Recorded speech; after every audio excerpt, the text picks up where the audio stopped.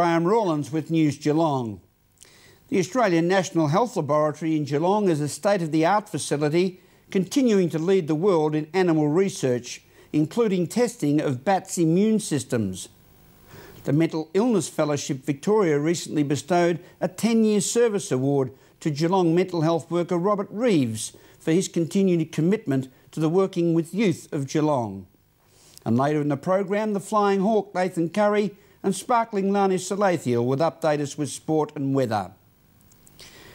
Bowen Water has embarked on a $900 million capital investment program over the next 5 years to secure Geelong's future water supplies, with a $94 million northern water plant in Corio beginning construction, as Meryl Friend reports. We're at the Shell refinery at the vacant land between the refinery and Stead Park, and it's a very significant day for the turning of the sod of a new water recycling program. The funding comes from the federal government, state government, Bowen Water and Shell refinery. This project represents the start of a new era in developing recycled water options in our area. And it's a $94 million project. Where's the funding come for that? Yes, well, the funding is 50% from Shell, and the other 50% is being supplied by Bowen Water, the state government and the federal government. And so how long is this project likely to take? Well, it's been 8 years in the development now since we started consulting with the local communities here in Corio and Norlane. We're starting work now and it should be completed somewhere towards the end of next year. It's going to save 5% of Geelong's drinking water, which is what Shell's using. So it's going to replace that potable drinking water with the Class A recycled water, which is going to be used here at Shell. So it's 2,000 million litres of water that will be saved. So the Victorian government is a very strong emphasis on recycling, and very pleased to be tipping in $9 million in supporting this project. I think it's a significant day for the community as well. The project unlocks 5.5 million litres a day of water back into, I guess, the Geelong community. It does that by creating a recycling plant here that recycles our water and provides us with that 5.5 million litres per day from the site.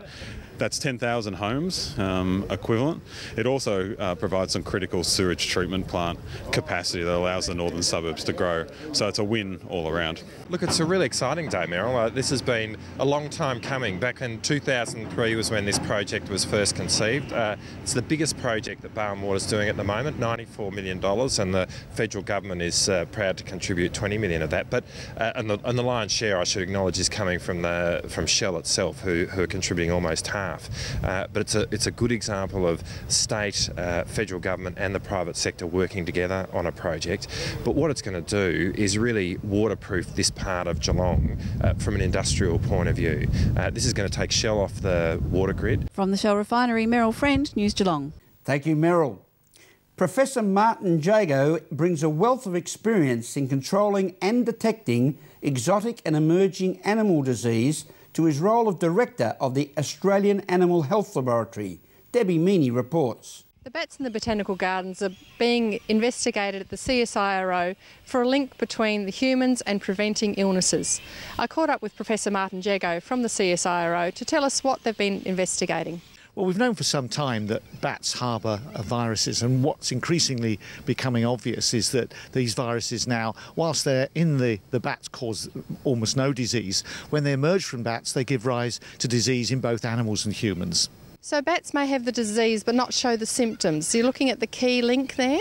Yes, we're very aware that these viruses are in the bats, and we never see disease in these bats, yet we're increasingly aware that for reasons which we don't understand, the viruses leave the bats and get into other hosts. And we've got several examples of that. Probably the biggest example that you'll be aware of is the SARS epidemic, which occurred in 2002. And we now know that was a virus that was living quite happily inside the bats, and for reasons which we don't fully understand, emerged from bats into civet cats in China.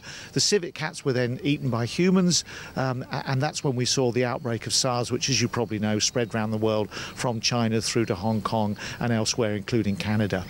But we don't know what's driving these viruses to emerge from bats, and so that's extremely important if we're really going to control the effect of these viruses on our livestock industries and on humans. And the latest findings were presented to over 600 scientists recently. What can you tell me about that? Yes, this was the first international congress on One Health, and what's that saying now is that instead of people like veterinarians deal with animal diseases and doctors dealing with human diseases and wildlife people focusing on the wildlife, if we're really going to understand the evolution of these diseases from a wildlife, from a bat, through to our domestic species, through to humans, we all need to work together and we need to be discussing our results together. And that's what this One Health Congress was about. So at that Congress we heard from those that understand bats and the environment they live in. We heard from veterinarians who are dealing with the disease, for example, in horses, Hendra, and also the medical profession who has to deal with the challenge this presents to humans themselves. In the Botanical Gardens, this is Debbie Meaney for News Geelong. Thank you, Debbie.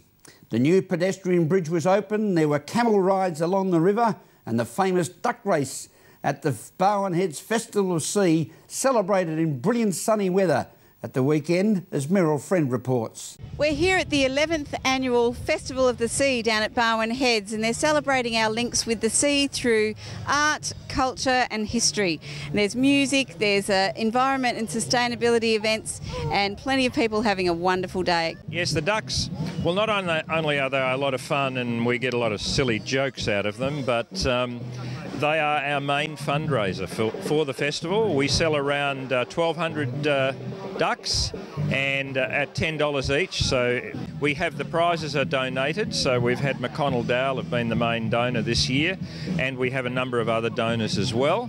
So basically all these ducks get thrown off the bridge and they will get thrown out of a boat this time. We've had a look at the tide direction and the wind direction and all that sort of thing. So we're taking a boat out and they will be jumping in and heading for the new bridge. And they'll be intercepted by a set of kayaks. And the winner, of course, will be plucked out of the water. It'll be a pluck a duck. So the festival is free for everybody to come along? The festival is free admission. Yeah, and the ducks enable us to do that, along with our sponsors, like City of Greater Geelong is a major sponsor of ours, and and a lot of other sponsors as well. Yeah. So how long's the festival been running? This is our 11th year. We had our 10th birthday last year, and each time it's a little different. What is the reasoning behind the festival? What was the aim when it was first brought to fruition? There are several aims. The main theme of the festival is around the sea. So it's all to do with our local environment. We celebrate our local environment. We also have a sustainability expo. But the other thing is we aim to use local talent for music, for performance, and also for the arts. And it's an opportunity for various local groups to raise money for their various causes. So the football club and netball club, CWA, the Scouts, soccer club, all sorts of local groups. At the Barwon Heads Festival of the Sea, Meryl Friend, News Geelong. Thank you, Meryl. This is News Geelong as we go to a break and return with more news after this.